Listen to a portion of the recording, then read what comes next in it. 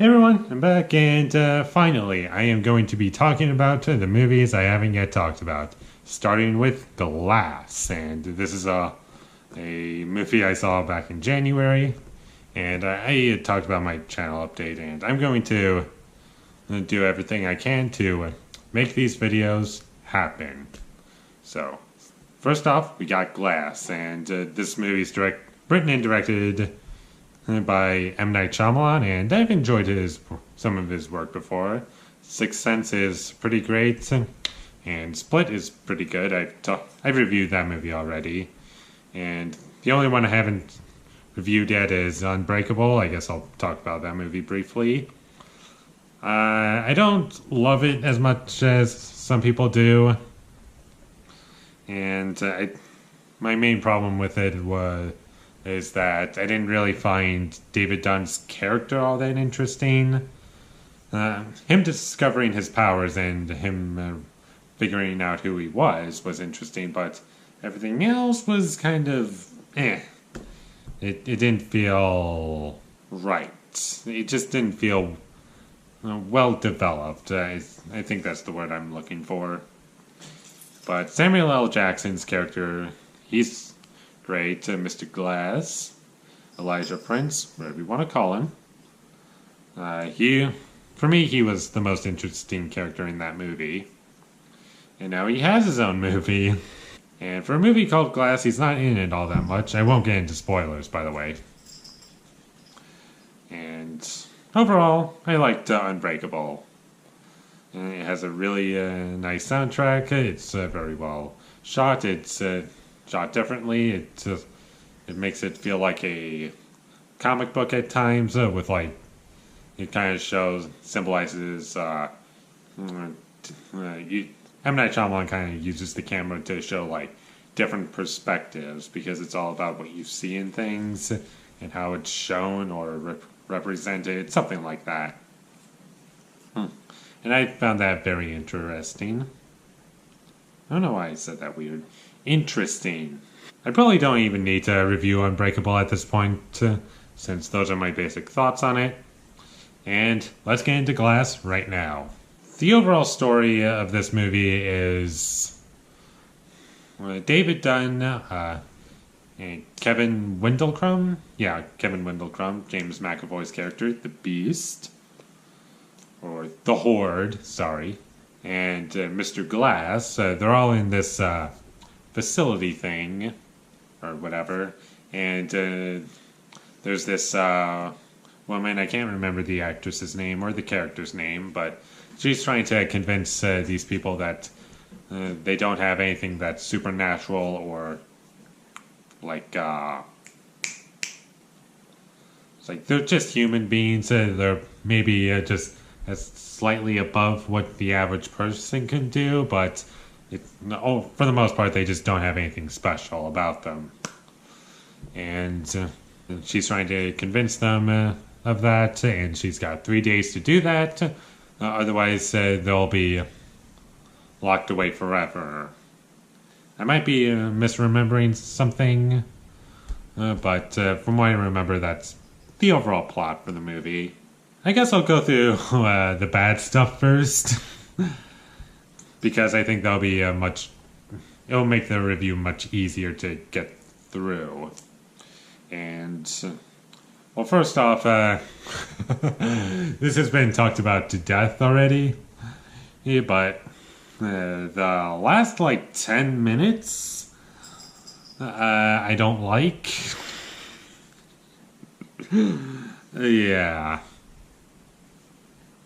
The last 10 minutes is a mess, and it just didn't fit with the movie at all.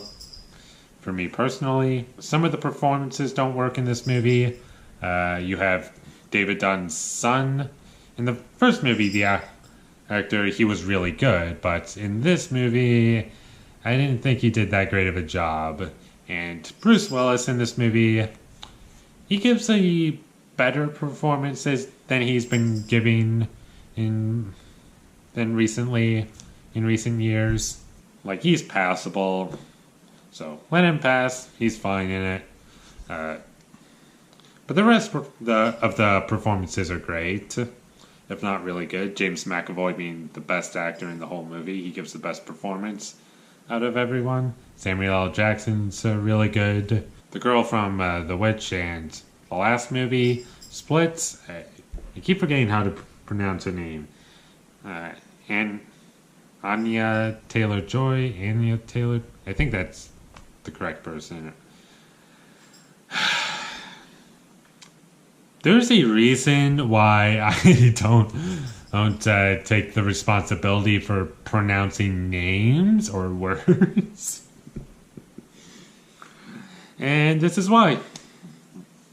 It's just embarrassing. Moving on, aside from the actors that I mentioned, there are great performances in this movie and some not so good ones. I know a lot of people say that that last act kind of ruined the whole movie for them. And I can understand that and I could see why, but here's my opinion for this movie.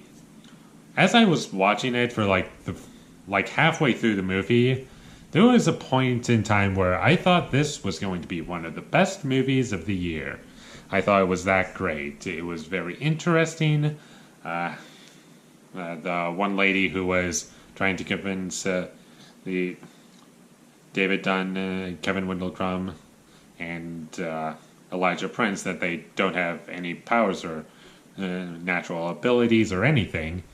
Scenes like that were really interesting, and watching these characters just deal with that, and like emotionally, it makes them really interesting people. And I thought that was one of the best aspects of the movie. And when you take out I'm just going to say the twist, there is a twist.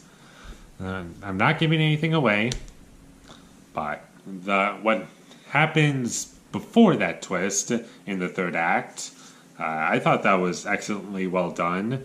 And the action sequences, there's only like 2 action sequences in this movie. And I was afraid that it was going to be shaky cam and I couldn't tell what was happening, but M. Night Shyamalan, he really directed it well, and it was very well directed, and it's a very well directed movie, and everything up until that point was great, for the most part. Without giving anything away, I like how the movie ended. That's how I'll put it. I like how it ended. I thought it opened the world up in a very interesting way. And as far as the twist goes, I don't really have much to say about it. Don't worry, I'm not spoiling anything, but my honest opinion about it, do I think it sucks? Do I think it's terrible? Do I think it worked well? Should I blame M. Night Shyamalan for it? I'm not going to give him too much crap because I respect him for at least trying to make this movie stand out more than it probably would have if it didn't have that twist. And I think he just got carried away with, I should just put in a twist in it so my movie can stand out more. But I think he just got carried away and it just didn't pay off, unfortunately.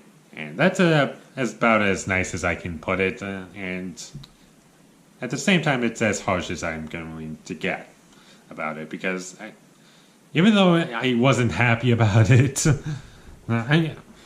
I still have respect for him trying. I guess a little advantage you have if you've already seen it. If you're going to show it to someone else, shut the movie off before that twist happens, and you got a really great movie. That's one advantage this movie has over some of his previous work, like After Earth, The Last Airbender, and some other stuff. Like, at least this movie is watchable. I'll give it that. Overall, I enjoyed Glass.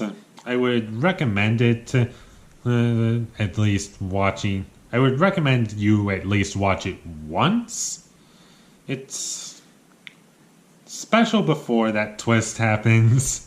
There's more to talk about if I get into spoilers, but I don't want to get into spoilers right now.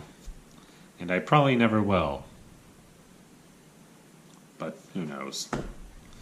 There's a possibility, but it's not a probability. I keep jumping back and forth what grade I should give this movie, and overall, I'll give Glass a B-. And I think that's a fair grade. If you liked Unbreakable and Split, then go see it. I'm starting to talk like Mike Stoklasa from Red Letter Media. If you've seen the Half in the Bag episode for Glass, this is what he started singing this. If you've seen Unbreakable and Split, then you gotta finish it. That's what he says. If you've seen Glass, let me know down below in the comments. I would love to hear your thoughts on it. If you hated it or enjoyed it for what it was or anything.